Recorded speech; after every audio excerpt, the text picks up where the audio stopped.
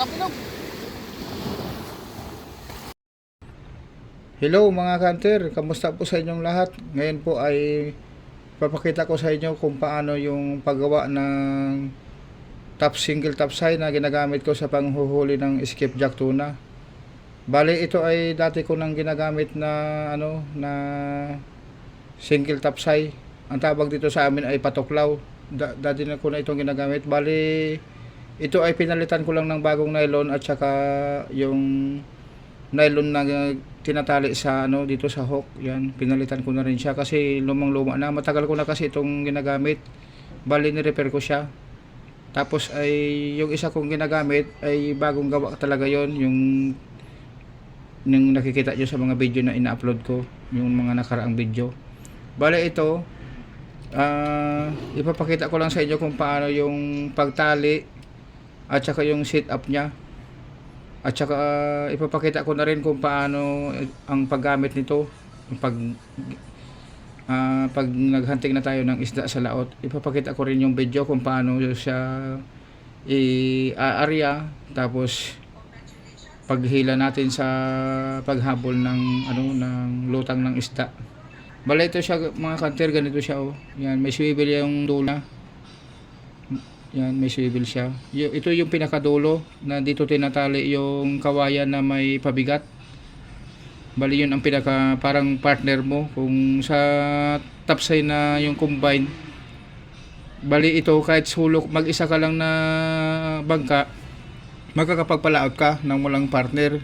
Yung pinaka partner mo dito ay yung yung kawayan na may may pabigat. Bali ang haba nito ay 5 pa papunta dito sa huling kabil. Yan. Ang haba ng yung tali nito papunta dito sa bahayan ay kalahating metro, 1 metro pala ang haba. Tapos ang pagitan naman niya sa bawat kabil ay 1 dipa at saka 2 dangkal ang pagitan niya. Bali ang hook nito lahat ay nasa 21 piraso. Yan. 21 pieces yung niya, yung hook.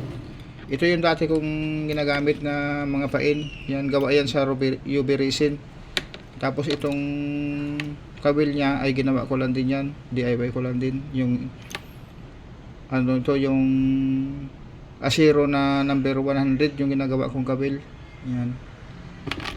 Tapos yung iba dito na pain ko, ito yung silicone hose na rainbow yung kulay niya, maganda rin sibarin ng isda.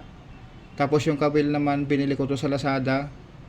Ito ay King Eagle ang tatak niya, number 15. Yan, ito yung ginagamit ko. Semi stainless ito, matagal siyang kalawangin. Bali itong gamit ko na ito na patuklaw na single top side ay mahigit 2 taon na ito na ginagamit ko, itong aking kwan. Bali ni-repair ko lang siya kasi luma na yung mga niya, yung mga nylon, tsaka kulubot na yung ito yung tali sa kabil. Tsaka luma na rin yung bahayan niya. Kaya pinalitan ko na ng bago. Yan. Sa bangka. Ito yung gamit ko, may double ito siya. Yan, ito yung may swivel siya, tapos may clip. Tapos pag nakahuli na, tatanggalin lang itong clip. Yan, tapos lalagyan mo ng pataw, tapos hihilahin mo na, tapos kukunin mo na yung huli. Ito nga pala ang lubid ay number 8 ito na lubid.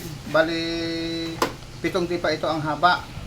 Tapos magmula naman dito sa clip, itong pinakabahayan niya, pinaka mother niya, number 90 ito na nylon na seahorse ang tatak.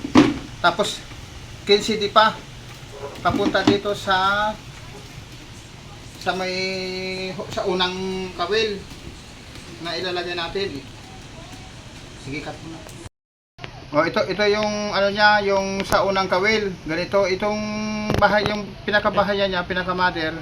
Tatalian lang natin ito ng number 15 na nylon. Yan po, kanya yung tali. Alam ko naman na yung kaya nyo gawin ito, yung ganito. Bali 2. Tapos dito itatali yung unang kawil. Yan ang pagganyan dito siya itatali pag ganyan. Nakaganyan yan siya. Yan, nakaganyan Yan. Tapos ang agwat nito, ang agwat bawat kawil, isang dipa at saka dalawang dangkal ang agwat niya. Bali 21 na kawil, 21 na kawil yung nilalagay ko.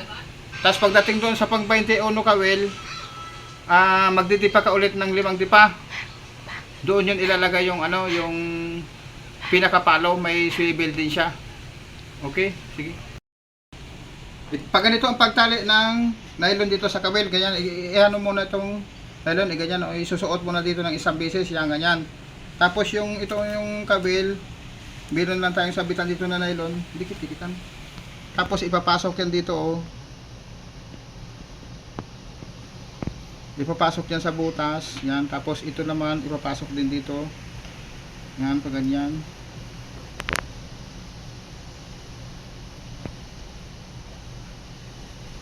Yan, ganyan. Tapos igaganyan lang natin, oh. 2, 3, 4. Tapos yung pang 5, ipapasok dito sa butas ulit. Yan. Tapos hihilahin natin ganyan. Yan, ganyan na siya. Yan, ganyan na siya. Tapos ito, puputulin lang natin. Yan. Tapos ang haba nito isang ganyan, no. Ganyan, isang 1 meter ang haba. Tapos putulin lang natin ito. Yan.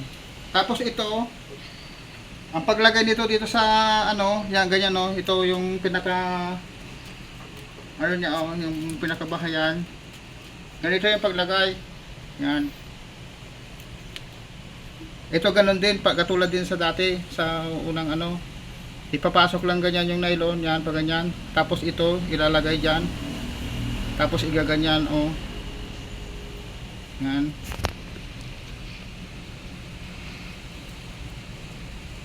Yan, ganyan. Tapos, gaganyan lang natin. 1, 2, 3, 4.